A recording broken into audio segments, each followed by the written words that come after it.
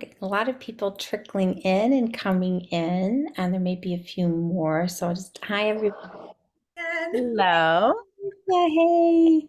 And hi. Jen, we have some Hello, great everybody. new familiar faces in here. I've gotten a privilege to share a bit with some of these wonderful attendees. And I'll just start, although a couple of people may want to come in still. The hardest thing about this, I've done two things this year with Big Apple, and one is screening films, which was a terrible job, as I keep saying, because everything was so good, and I was only supposed to recommend a couple, but I would watch, oh, this amazing documentary. Well, that's it. That's what, and then I would watch this incredible feature, and it was mind blowing. Then I would watch this great short. It's just amazing the talent I think this festival attracts, and then these panels have been, and these small group sessions have been such a privilege, but it's really hard for me to cut people off and keep everybody to their length. And especially like in this particular session, we have a lot of great panelists with us, and sometimes these beautiful, organic, free flowing discussions show up with everyone jumping in and sharing thoughts. And I hate stopping it, but then I feel really guilty when I get to the end and the last person gets like the least time. Yalitza was a wonderful counterpoint to this. We had a session earlier where she was the only guest, the only attendee, and so she got all the panelists just heaping wisdom and experiences and Oh, advice and thought. That was amazing, wasn't it? yeah, it was amazing. Such a privilege. Yes. It was incredible. It I was learned so a lot. beautiful. It was like, I don't know, a whole seminar, in 45 minutes. Yes, it was. It really Let's did. see how much I learned. Let's see how much I learned between then and now. Yes, yes, that was beautiful. So, in this session, I'll kind of ask everybody, and some of you have already heard this before, to kind of talk a bit about either your project, if there's a particular project you want advice or feedback on, um, or if you have a general kind of career question or conundrum or roadblock you're hitting that we can weigh in on and help you with. And, try to describe it in 1 to 2 minutes. That way, especially like here, we have multiple panelists. Everyone can kind of jump in and feel inspired and offer thoughts if they want to. And I'll try to be mindful on time, although I haven't been doing great in these panels with it. And I always start by asking our industry panelists to talk first and just tell us a bit about your journey, kind of that brought you to where you are today, what you've been working on lately, and anything. People say a lot about NDAs when I ask this, but anything you're super excited about that you're working on right now that you're free to share with us. So I'll start with you, Michael. You're at the top of my screen if you want to jump in. Okay, thank you, and I'll say hi to Brad as well. Brad, hey, how you doing? Hey, Mike, good to see you.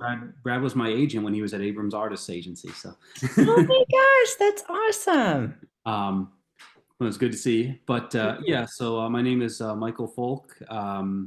I've been working in kids television for about 15 years now, doing writing and different things, and I just came off of a show called Eleanor Wonders Why. I was a writer and producer on, and I think we're probably going to start up a second season soon. So hopefully, so I'll be doing that, and then also have a movie that I'm trying to get off the ground that I sold during the pandemic, actually. So we'll see. I don't know, but that's a tough road to hoe, but we'll see. Selling a movie down the pandemic, I think you're everybody's hero on this. I didn't get it done, but we'll see. We'll see. That's awesome. That's awesome. Well, I look forward to hearing more about that. And let's see, who should we have next? Do you want to actually, because you have a connection here to Michael, Brad, jump in next and tell us a bit about your journey and what you work on and anything that you or your clients are up to that you're really excited about right now? Sure. Good morning to everybody. I'm Brad Rosenfeld. I'm at a company. I'm one of three partners at a company called Culture Creative Entertainment. I was an agent prior at Abrams Artists for about 5 years as one of the co-heads of the lit department, like Mike said. Um, we represent writers, producers, directors in all capacities: film, TV, kids, family, animation. Um, just excited that everybody's semi back to work. Most people are still working in a hybrid, part-time office, part-time at home. Seems like that's going to be the new mandate moving into 2023. Trying to sell shows right now, which is exciting. It's pilot season mainly for the networks. They're all looking at scripts and still buying a little bit. A lot of changes in the business everywhere on the executive level. But just excited. We've got a lot of good people working on shows like The Goldbergs, like Chicago PD, Goosebumps, a lot of people in the kids and family business, just across the board. But happy to be here. So That's awesome. That's awesome. I'm glad to hear you're getting your clients so much work. I know it's a weird time we're living in so many ways. So that's crazy. really cool. Yeah, craziness, craziness. And Olivia, do you want to jump in next? Tell us a bit about your journey and what you're working on and anything you can share that you're really excited about. Absolutely. My name is Olivia Cuarterro Briggs. I am primarily a TV and comic book writer, although I do dabble in stage and film as well. I'm a native New Yorker, and my father was a set designer. And so I don't know if I had a choice about being in entertainment. I just kind of grew up in it, but I also did want to make money. So I knew that I could not stay in New York City theater if that's what the goal was. So currently I am pitching 4 TV shows that are all in different stages. One's at the production company level. We're trying to get an attachment there. And the other 3, we are going out to networks. The last show that I was staffed on, I was a co-producer on Mike Schur's Field of Dreams, which might never get made because it was very expensive and Peacock decided they didn't want to do it. So good old Mike Schur's trying to find another home for it. But that was very fun. And previously I worked on Queen of the South before that. So I work primarily in the 1-hour drama space. And then in terms of comic books, it was just announced, I think 2 weeks ago now, that Bram Stoker Monster Hunter, the second in the Monster Hunter anthology series I've been writing with Aftershock, will be coming out in February. So I'm very, very excited about that book. And I will have, in addition to that, I'll have 2 more complete comic book series coming out next year that I can't talk about, but I am very excited about them. And just constantly meeting new people. And I'm going to meet a director today about potentially launching a production of a play that I wrote many years ago. So lots of exciting stuff going on. And I'm very busy. Yeah, I see that. I see that. The shows, the comic books, the play. I'm a huge theater lover, and I know it isn't lucrative, but it's just one of my absolute favorite art forms ever. There's nothing like it. So fingers crossed for your play. I hope we get to see Thank you. And Miles, I don't know if you're ready to jump in and tell us a bit about your journey and what you're working on and anything. Yeah, sure. My name is Miles Kahn. I'm a writer, a producer, and a director. I've worked primarily in late night for the past 15 years. For the past 7, I was the executive producer and a writer for Full Frontal with Samantha Bee. And then I did a few gigs before that. And then there was a 9-year span where I was a senior producer for The Daily Show with Jon Stewart, which really consisted of writing and directing stuff in the field. And then aside from that, I'm a writer and a director of features and TV. I pitch like crazy. I've done one-off specials here and there. And currently I'm out with a feature script and about 6 different TV shows, a couple of books, couple of articles I optioned, and just kind of seeing what kind of hits first. Just kind of filling my plate with as much as I can. I love it. I love it. That's awesome. That's awesome. We have a great panel here today with a lot of people coming from different areas. So that'll be really awesome for storyteller attendees. I think there will be a little bit of advice here for everybody. And I'll start with you, Katie, if you want to come in and share a question about a particular project or pitch you'd like some advice or feedback on, or a general career question of anything you might be stuck on we could help with.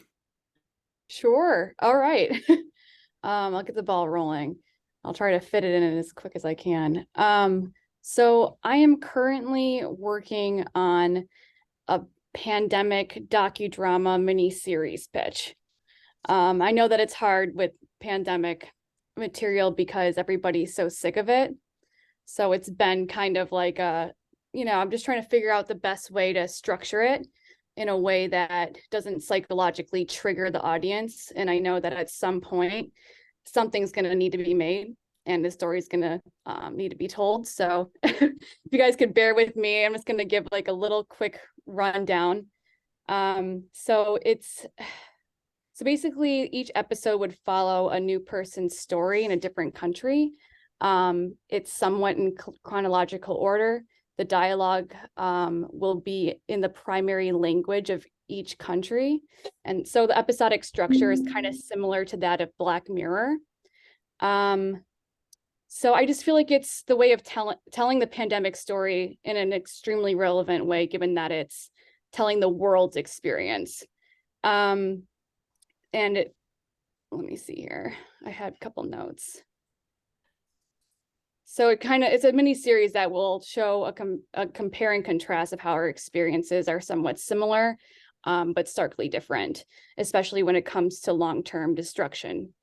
So like an idea, if it's okay, can I list just a couple of the episodes storyline? I would list maybe one episode very briefly, but what tends to happen when we get deep into the nitty-gritty of a pitch is we lose the question of how we can help. So if you want feedback on like taking this project out and marketing it, feedback on the pitch you just gave us, like any place you feel stuck, we can help with. That tends to be more helpful to you ultimately than if we listen to the nitty-gritty of your thing, unless you've got a specific question in there. Well, it kind of paints a picture of where I'm going with it a little bit. If I just maybe read one or two, they're really quick. Okay, so let's see here. The pilot would follow Wing's story. Wing is an older Chinese man working as an epidemiologist, struggling to track and contain the earliest coronavirus outbreak in Wuhan, China. We follow his daily occupational duties as information is found and the virus becomes a grave threat. His stoic demeanor breaks when he realizes the virus's severity and struggles with some of the more inhumane prevention tactics he has to carry out in order to stop the spread. And then on episode 4 follows the story of Pavitra, a resilient 12-year-old girl living in the Mumbai slums of India. When the virus hits, it threatens her family's physical well-being, but instantaneously their finances. This is only the starting point when it comes to the long-term damage that the pandemic inflicts on Pavitra's future. Barely affording to eat, her family is unable to buy a cell phone, leaving Pavitra disconnected from virtual learning and the comfort of her school community. So her dad ends up kind of deciding whether or not she could go back to school or be married off. So these are just two examples of storylines that I have in mind. And one of them is like, I'm thinking of being a little creative with it, having a part 1 and a part 2. Part 1 being a nurse perspective, part 2 being a patient perspective, taking place when the pandemic first hits New York. So that'll be just like a little play in the episodic structure of it. But yeah, what's your thoughts on this? I'm not sure what your question is, but I'm going to give you some advice, just my opinion for whatever it's worth. Sure. I would focus on a couple characters and figure out what that connective tissue is amongst them. Because you need to pull in the audience. And I'm not sure how you're pulling in the audience if you're focusing on, and I have too many questions and I know we don't have a lot of time, but what's the connective tissue with these characters that's going to pull us in? They should somehow you have to connect the dots. Because I don't think you can focus on one character per season. It's not enough. So that's what's like what I'm trying to pitch is that it's like an episodic structure, similar to Black Mirror, where each story is just kind of told in its own. So Katie, yeah. That's called an anthology series, and that's an anthology episode to episode. So again, I'm sure this is something that you've already been made aware of. They are difficult to sell. Anthology season to season is difficult to sell. Episode to episode is even more difficult to sell. That is not to say, if you are passionate about this, go for it. A good story is a good story. A good show is a good show. But there are certain things that you have to, if this is something that you want to create for yourself as an audio series or as a podcast series, you can really do whatever you want with it in that regard. If you want to take this out to market, there are some considerations that they're going to be thrown at you, whether you want them or not.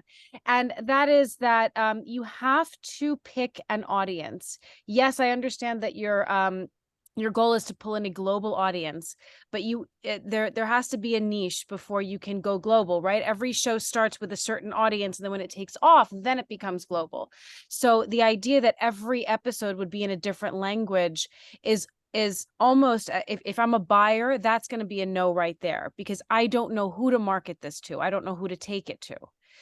Right. Another recommendation that I will give you, because you are right, there is incredible COVID fatigue in the industry.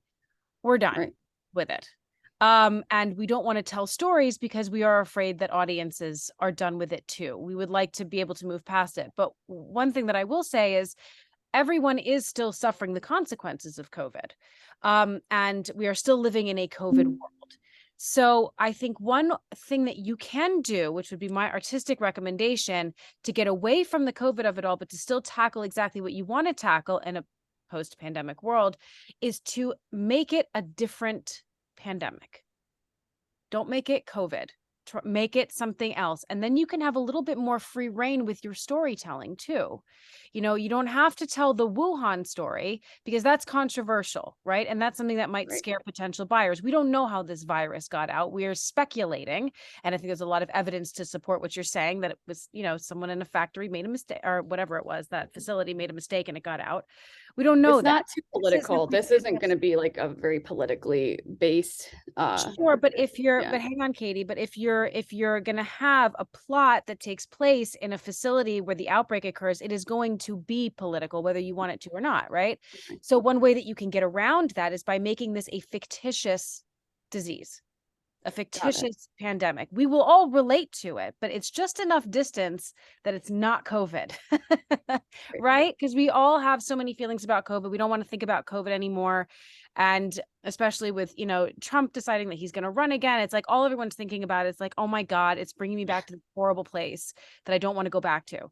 But if you're not calling it COVID, if it's some other disease, and what you're dealing with are the repercussions of this, and what could happen if we went through another one of these, that's enough removal that an audience can engage without it being too personal or painful.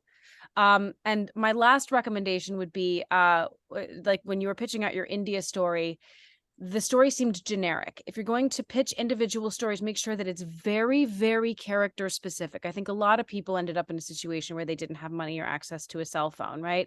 So what is the very specific conundrum of the specific girl?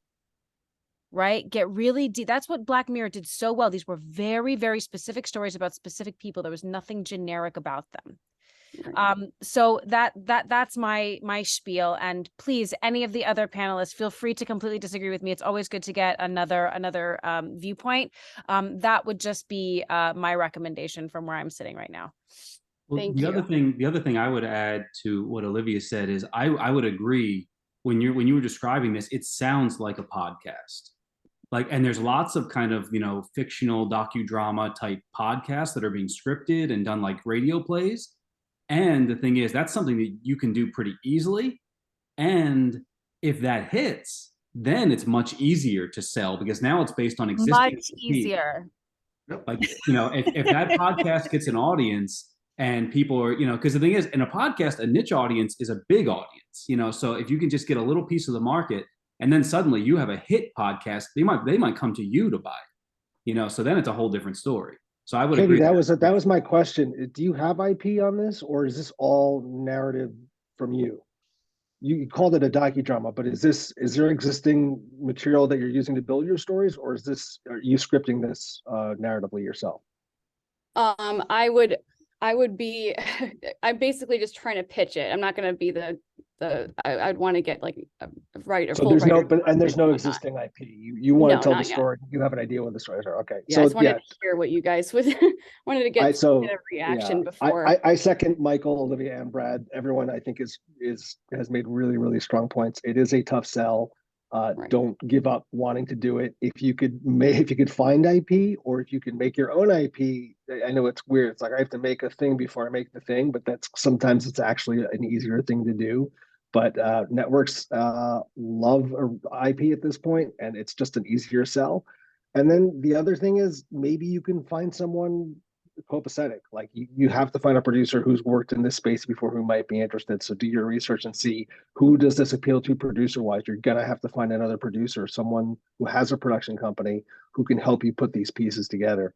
But I think everyone's advice so far has been very on point. So I'm not going to add much more. Great, thank you.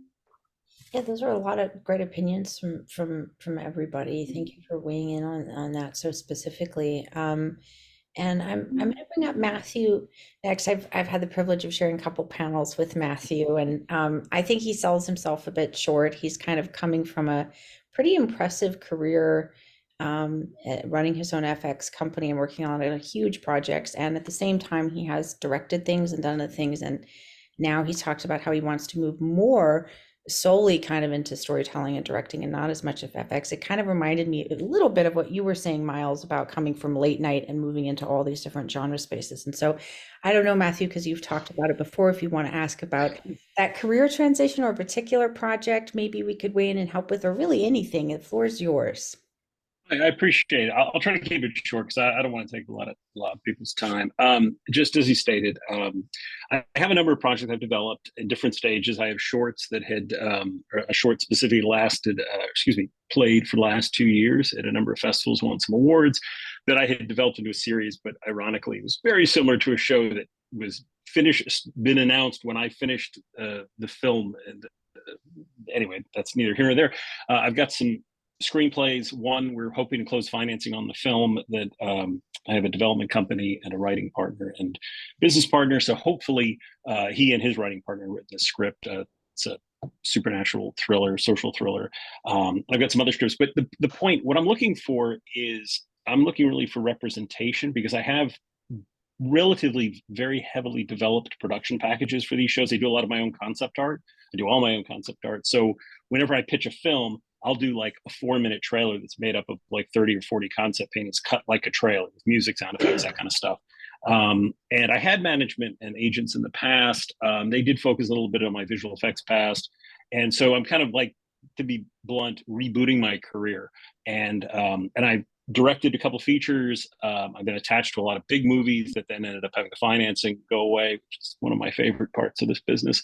But yeah, I'm just looking for basically somebody to kind of open the door. And the best example I can give, I made a short film, it was actually the Big Apple Festival last year. It was called Mutiny. It was sort of a pirate action comedy that was a subtle social commentary on the political state of the United States, but done through the eyes of 17th century pirates. And when I had written it, I thought, this would be funny to pitch to Taika Waititi because it's kind of his tone. I mean, I like the humor in it. And when we were in post, it was announced he was doing Our Flag Means Death for HBO. And if I had representation, it would have been so much easier. I don't think I would have been hired as a director. They had a sort of a small circle of people they were going to. But I went through every contact I had in production, visual effects, and other things to try to get the short in front of someone. Again, not to be a developer on the show, or to develop the show, but just to be a hired gun as a director. And without the representation to open the door, it was very challenging.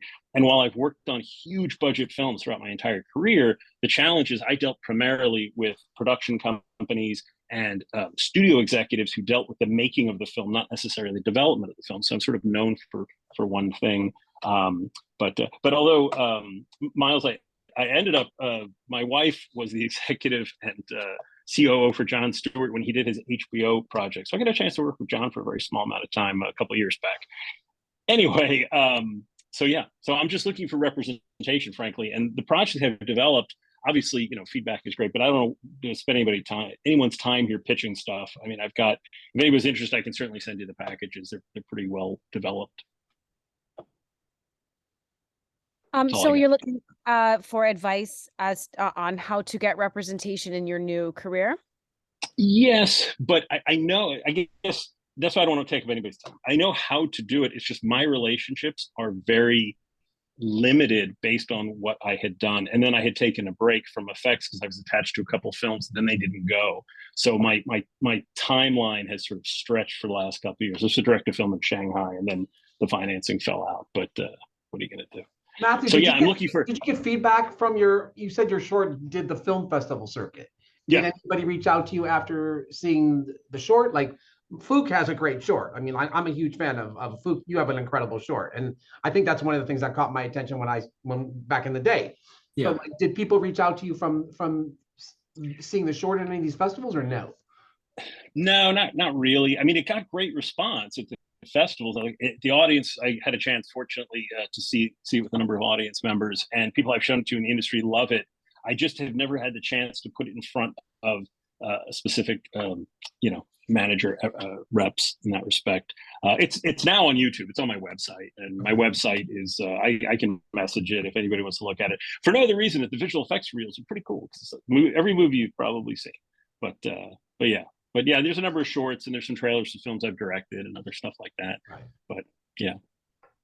Well, Matthew, I mean, I can only speak from my, limited experience getting representation myself, early in my career, and I'm only about 9 years out of graduate school, so it's still fairly recent. But since you said yourself you're rebooting your career, as a Yes. writer, so one of the things that you can do is to start off with a manager, and what's Yep. great about managers is that they, as you know already, probably they develop you, and they're not Yeah. seeking to get paid immediately. Right. Oh yeah, So yeah. they will make a lot of those introductions, and they will create really an entire new community for you to source from that Yeah. knows you as a writer and not from your Right. previous effects work. So yeah. the way to go about doing that is what you're doing now. Now you are hobnobbing and you're networking in the world of writers. The best way to get a manager is to hit up your writer friends and say, hey, I need a manager. Would you be willing to send my stuff to your manager? Right. Personal Right. recommendations go further than anything. Agreed. The other recommendation that I can make to you is because of your work in directing and the fact that you are a moneymaker in the world of directing, it would seem to me that you could get yourself representation as a director, and then that same company can rep you as a writer, or the same agent. Yeah. No. Directors are a very sexy entity. Yeah. So I think No, you can turn I your directing agree. work into representation for your writing. Yeah. No, I completely agree. I had Chris a couple Brad would know managers better in the than me. past.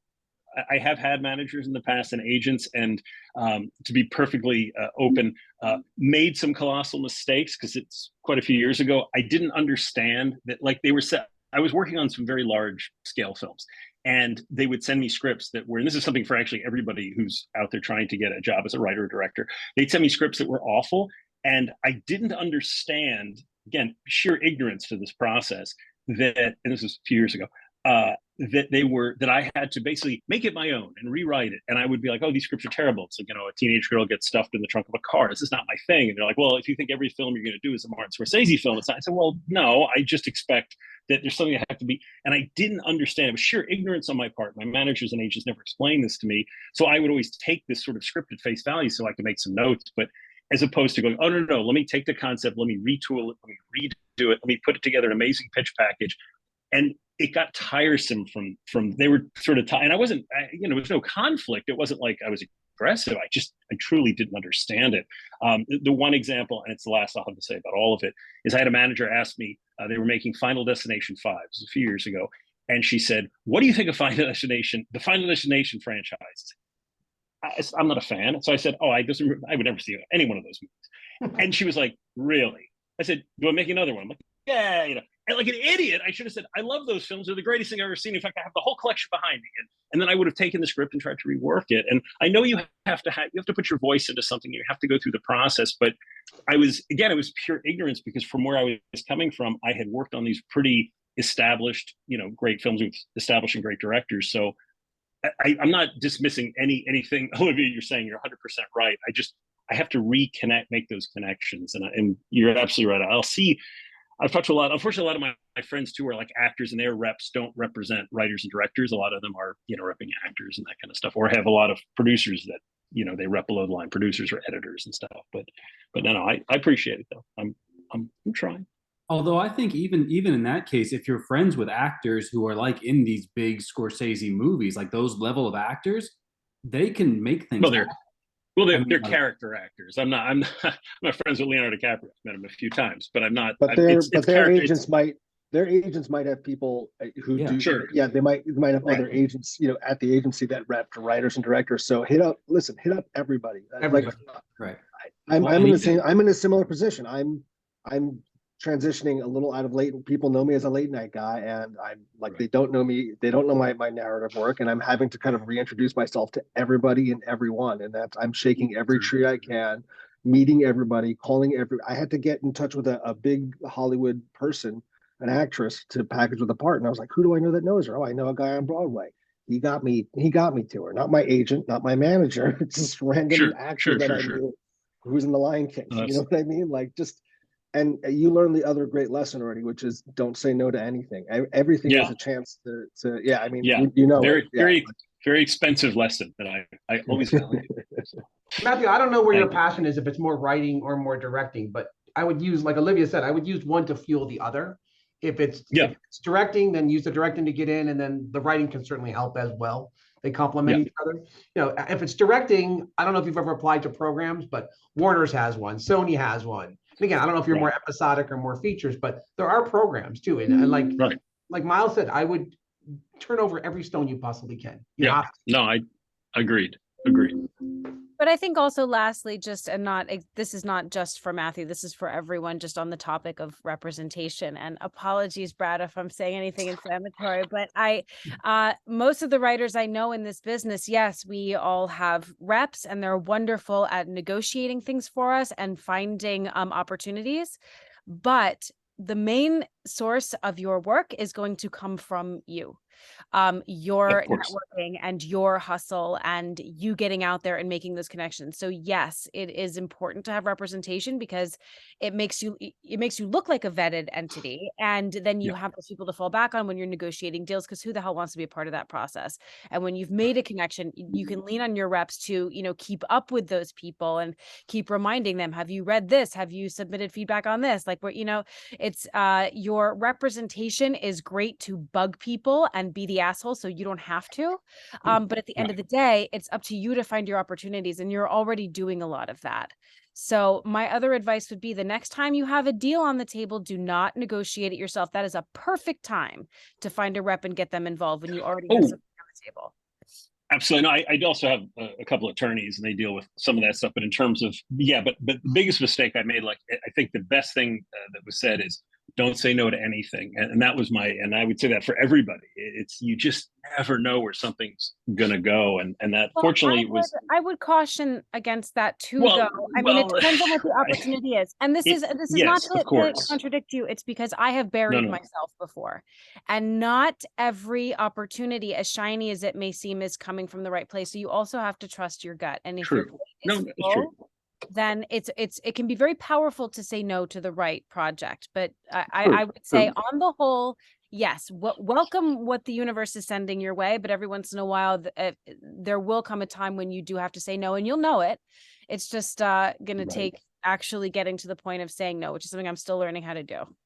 So I agree. I agree. Matthew, I'll add, I don't know who your attorneys are, but I mean, I deal with a ton of attorneys. They call and make recommendations all the time. So they're a great source. They, the beauty of an attorney is they work with everybody. So their tentacles are far and wide. So I would lean on them if they're entertainment attorneys. Like we get I take recommendations from network, studio execs, attorneys very serious. That's where we get a lot of our clientele from. Got it. All right. Excellent. Again, it's great. And Matthew, do you want to share? I know you have a pretty impressive website with us in the group chat, so anyone who wants to check it out can. Sure. It's I'll put it in the chat, but please move on to the next person. I don't want to take anybody more time.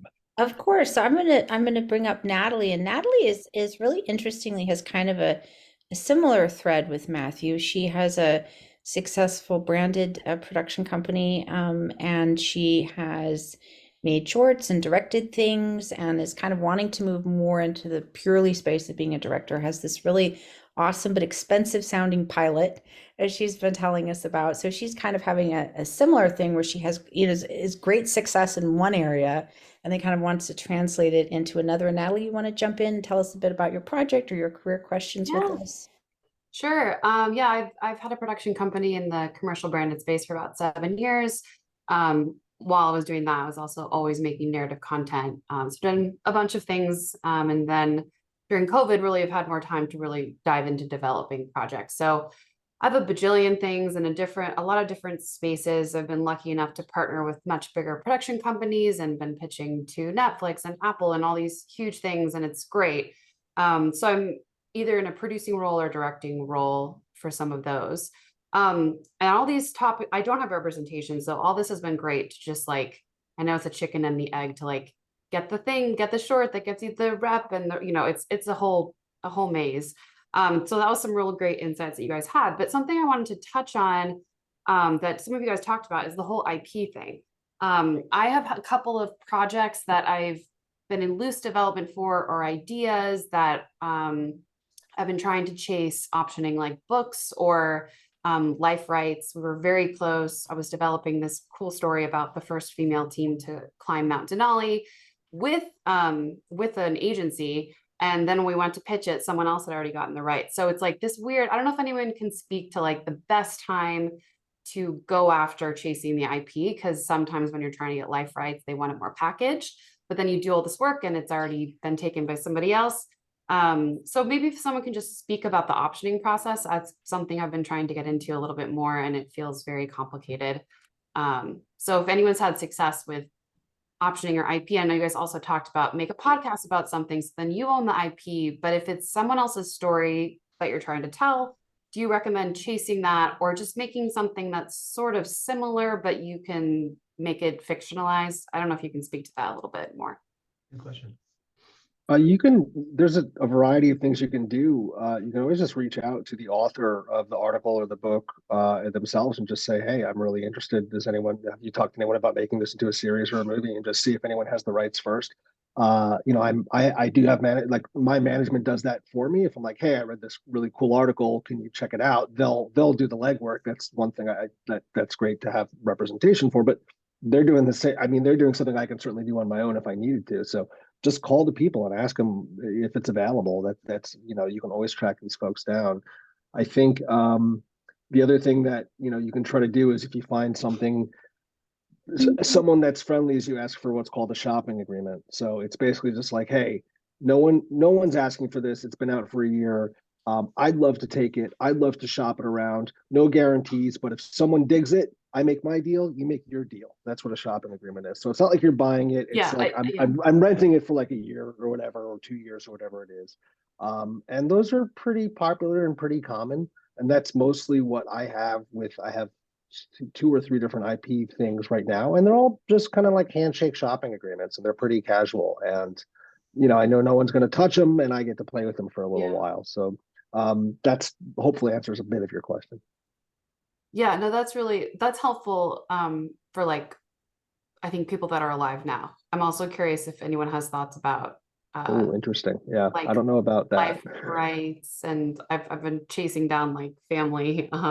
That's where a lawyer Yeah, comes in interesting. very handy. When someone represents an estate, and they Yes, an estate. Thank you. most estates, especially if it's something that's well known, will have some sort of representative handling it. Mhm. But IP is king. It's very helpful right now. I would say specifically in the last 6 months, very hard to sell something original without gigantic auspices attached, be it a well-known director, a well-known actor, or a well-known producer.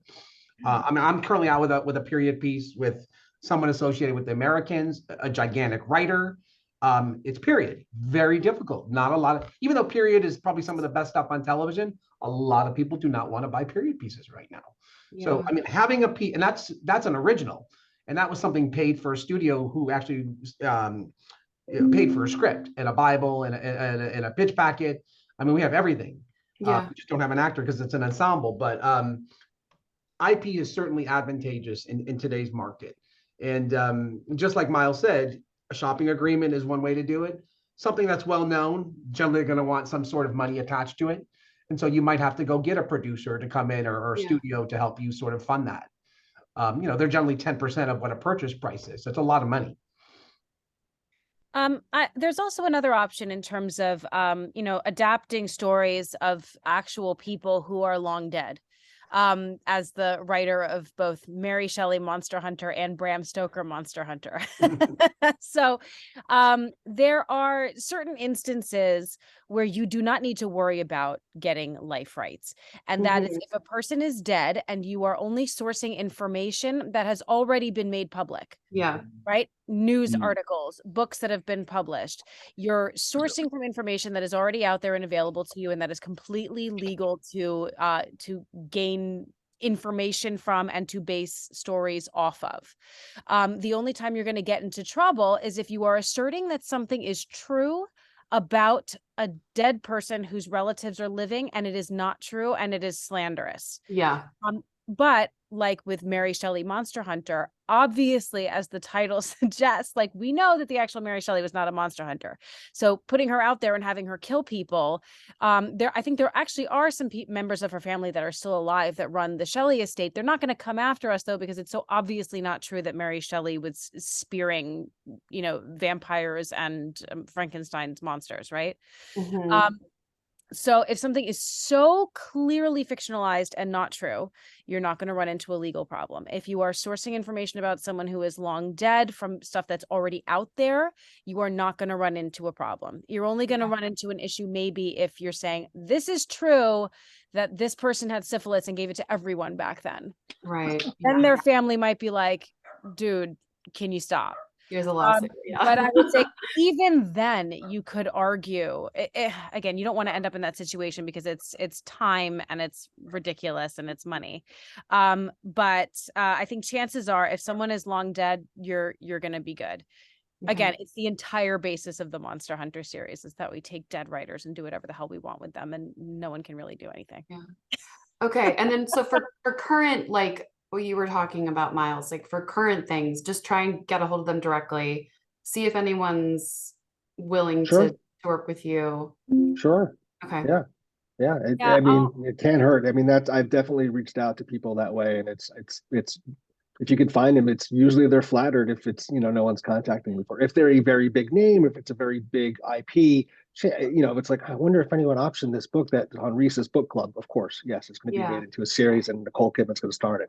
So yeah, I mean, there's some very obvious things to, stay away from, or just assume like, yeah, someone's got this book. So the key is then I think finding for someone like yourself, and even for me, finding books that are slightly under the radar, but maybe got really good reviews. I mean, that's the other thing. Not all P is good IP. Like sometimes like, well, it's this book, but it was mildly reviewed. No one really read it, didn't really sell. So, I mean, that's the double-edged sword is you might have IP that no one cares about. That said, I have to agree with Brad. Like IP is so ridiculously important right now to the industry, which is insane because if you saw what won Emmys last year, it wasn't a ton of projects that were based on IP, but everyone still is chasing their tail, trying to find the next Oprah book or Reese book or whatever. I wrote, just as a quick anecdote, I wrote an original script, and my agent at the time loved it. They thought it was awesome. This is great. Can you base it on some IP? And I said, "What? This is an original script. Like I don't understand." I was asked to do the same thing. Yeah, they wanted me to retrofit a completely original idea. And I actually considered it. I'm like, oh, crap, okay, how can I do this? I went to I'm like, this is ridiculous. This is the script. Take it or leave it. Like, I'm not with that agent anymore. But anyway. I have a similar thing where I have an original movie script and went to a company to sell it, and they said I'd buy this if it was IP.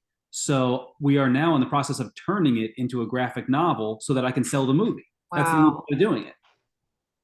And just quick clarification for me. So to make IP on your original content, that's when you would utilize a graphic novel, a podcast, something that like you already own the content. That doesn't make sense to do when you're trying to chase someone else's IP to make an IP, like a podcast about someone else's life, because then you still have to get the rights. I think getting the rights would be the first step. I wouldn't do anything prior to getting it. Yeah. Okay. That helps a lot. Thank you. It was a great discussion and might dovetail into a couple other people that who still haven't gone yet, actually. I'm going to bring you up next, Jen, and we are getting close to the top of the hour, so I may be mindful of containing everyone so Yelitsa can also go after you, although she did get that whole session to herself, so I feel so guilty. But Jen, you want to jump in? You had some really cool stuff about your life story. I really enjoyed from one of the previous panels. Sure, yeah. So rather than go through my pitch and talk all about my life, I want to jump right into kind of what my questions are, especially with the awesome panelists that we have here. To tell you a bit of just a teeny bit about me, my name's Jen Butler, and I'm a writer and a content creator. I love storytelling. I love that it can heal, that it can teach, et cetera, et cetera. I write movies, well, scripts that have not yet been made into movies. I write scripts. I have a history in playwriting, and I've got books, I've got articles, all of the things. If you can write the damn things, I've written the damn things. And so my computer is like filled with all these amazing things that don't exist out in the world. And I want to go from this is a hobby to this is my profession. I have a feature-length script that has done really well in festivals. It actually won one of the areas of best screenplay at the Big Apple Film Festival. So my question is that enough? Like saying, oh, this screenplay has been a finalist and a quarterfinalist, and then it won this festival. Is that enough to send a query letter? Is that like what the next step is? And can an agent or manager person handle all of me or just this little part of screenwriting? Ooh, it's a good question. I mean, the answer is use whatever success you've had. I mean, everything helps. Finalists, you know, obviously there's tons of film festivals. Some have more cachet and clout than others, of course. But listen, use whatever you can to get attention. I mean, you're one of God knows how many people trying to break through this crazy system. And you know, Olivia, Mike, that they, you know, all of you guys, they were all there at one time. I was there on a different capacity of like, how am I going to break into? I want to be an agent. How the hell is somebody going to give me a shot? So you do whatever you have to do is my answer to that. I know it's not a lot, but you know, it's entering festivals. It's continuing to do that. It's going to pitch festivals. It's, you know, I get companies, I don't even know who they are, that are recommending writers to me on a daily basis. We get query letters. I mean, we're getting stuff from all sources, but the easy answer is you got to get someone who's already in the system to recommend you. I mean, it sounds easy and it's not, but that's the best answer I can give is like, you got to get, it can come from a lawyer. It can come from a friend who's a producer. I mean, you got to get someone that's going to be taken serious. That's sort of, if you're not going to do it the other ways that I talked to you about, you got to get someone who's already in the system. It's just, there's so much material out there. I'd love to say I read every query letter. It's impossible. I can't respond to every one of them. So. And I would say this is an issue. What you're talking about is an issue that I definitely had early on in my career, which is like, I want to do all of these things and I want a rep to entertain all of these various, you know, enterprises that I want to be a part of. You can do all of those things. When you're first approaching a manager or an agent, however, I would be a little bit specific about where you're starting, right? So for me, where I started, I was like, okay, I want to be a TV writer, right? So once I could get a manager interested in that, they could see me as that. I had samples to support that I was a TV writer. I think I had 2 pilot scripts that had been vetted, meaning they had placed very highly in festivals. I think it was a finalist at Austin and one of them was a finalist somewhere else, and had placed in various other places. And then I had a play that had won an award. Those were the 3 samples that I had, and I needed all 3 of those in order for a manager to be willing to represent me as a TV writer in the 1-hour space. That's how specific things started for me. Right? Because my first job was as a writer's assistant on Criminal Minds Beyond Borders. So that's just the direction that they went in to get me work the fastest. They have to be able to brand you.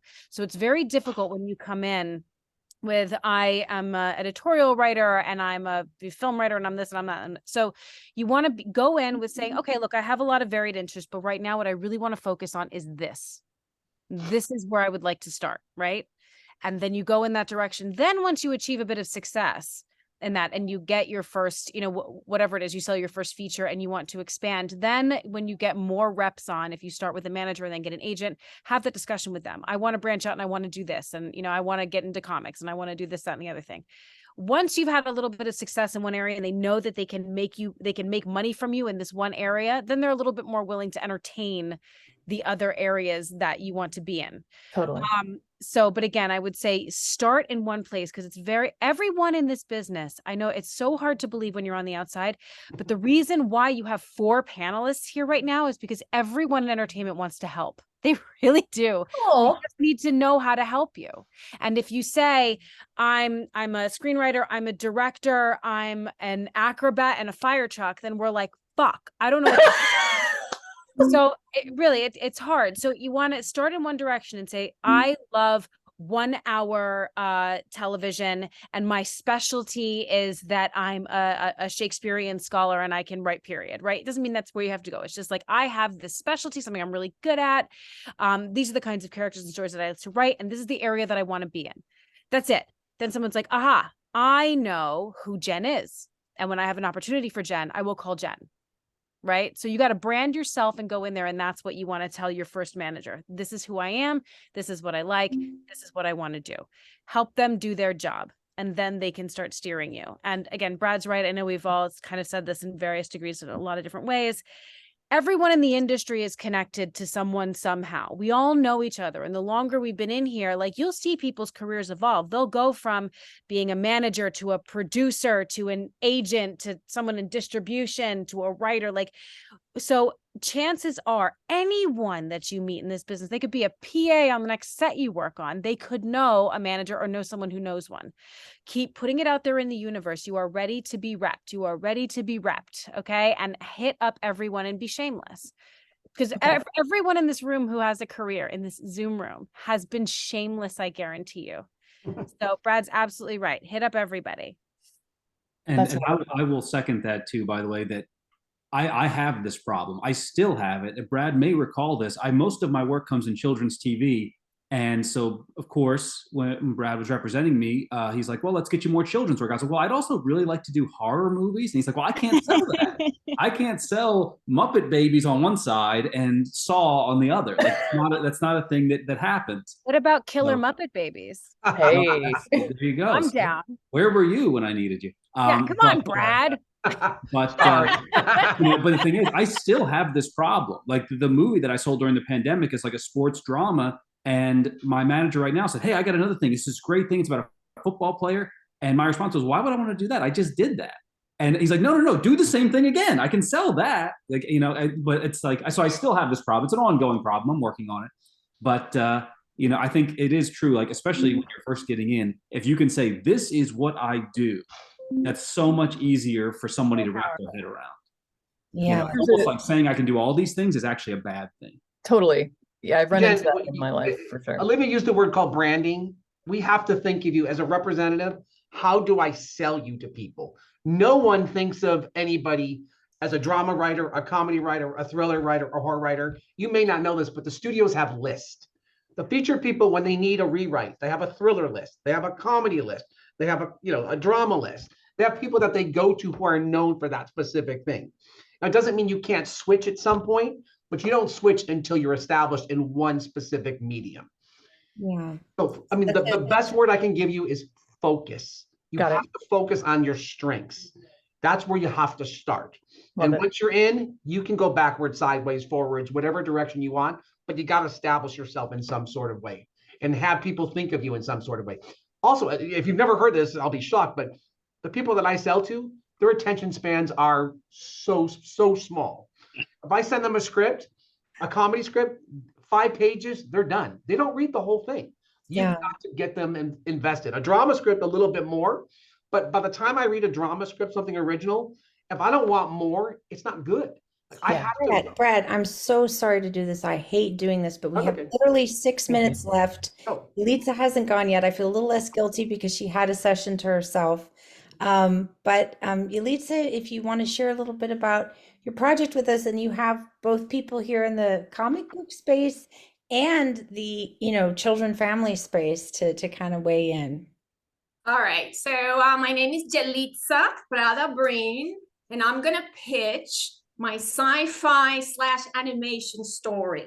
Okay. Here is a little poster. You can see, I know it's not the most common way, but here it is. It's called Glass Rekindlers.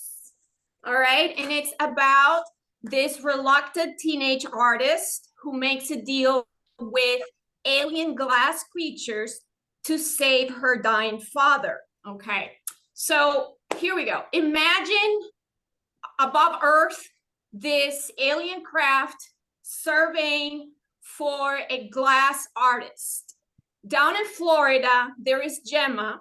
She's working on this, desperately working on this art glass commission because her father just had a heart attack. She's lost all hope. She doesn't think she can, get her father back to health or the commission. So the aliens target her. They think, hey, this is the hero we're looking for. So they propose a deal to her. If you help us save our families and our planet by powering up 1,000 glass life pods with a positive emotion of love, that love that you have in your heart, then we'll help you save your father and help you with a glass art commission. Meanwhile, there's this scientist, who's a former NASA. He's full of greed and resentment, and he's going to go after those aliens, and he's going to try to sell them to this foreign government as weapons. So Gemma is going to go through this process of transformation, of learning that she should believe in hope, that things are possible, and that you should believe in yourself. So she's a reluctant artist because she doesn't want to go with the glass art of her family, that they've been doing it for generations, because she thinks, her father is pretty much bankrupt. So this is going to be a journey for her. And at the end, she's going to come out, successful. Now, the reason, I wrote Glass Rekindlers because it's my personal experience. My father was dying, and my daughter was into glass art, and I spent all my summers in Florida. And my father was also a fan of alien, extraterrestrial life and books, and he made me a fan too. So to honor that, and for me to get through the grief and the process of losing my dad, I wrote Glass Rekindlers, and at the end I came up, pretty well off. So it helped me, and I want to share that magic, the magic of these glass creatures are so fascinating, and transfer that to people and the big screen if possible. So, and I'm from Venezuela. I grew up exposed to magical realism, Gabriel Garcia Marquez, and many other writers. So I'm crazy about magical realism. And also I got an influence from Japanese animation, comics, etc. My daughter is a huge fan of Sonic the Hedgehog. So anyway, so that's kind of like in a short, in short what I'm doing. So any recommendations, any suggestions? And my script is done. It's a finished script. It's vetted. I've gotten 76 out of 100 from Slated.com. It's a quarterfinalist in Screencraft and Family Animation and Feature. And it's also a finalist in Story Prose Family Animation. So I'm confident in the writing, but I'm very flexible and open to adjust to the market. So. Do you have any art for it? So you said it's animated, correct? Yeah, I did. My background, actually, I got to work a little bit on children's picture books. That's how I got started. It's the dream of making animation. So I learned a little bit about storyboarding, and here's an example. This is Gemma. She is powering up her glass life pods, and that's a pelican and cat. Of course, they are made of glass. So you know that glass is made of sand, right? So they heat it up, so they eat sand and they grow, and it could go anywhere, and they can do stuff. And they also have these powers where they convert glass into metal. So they're alchemists. So here's an example of her working. Again, this is just my, it doesn't have to be this, but this is just an example. I think Michael brings up a good point. I'm sorry. Go ahead. So sorry to jump in here. We have literally probably less than 60 seconds left. Okay. Would you like to, Yelitsa, share in the chat your information so anyone who has some thoughts about what you shared can follow up with you? Okay. Because I will be forced to end this, you know, I'm actually supposed to end it before the hour because I have to jump into the next session and can't be late for that. So Sure. if you want to share with your information, then any of the people here who want to can follow up with you, or you can follow up with them if they share up their information. And That would be great. Appreciate that. Okay, well, thank you so much. I'm just gonna type here my info and yeah. Okay. And this is one of my scripts. I have a second one done as well and vetted. And then I have 3 more in development. Everything is in the sci-fi, fantasy, animation area. So thank you so much. thank you, everyone. This was incredible. I wish we could stay here all day. You've all been so wonderful. It's just a sheer treat. Thank you. Thank you, guys. You. Thanks so much. Thank you.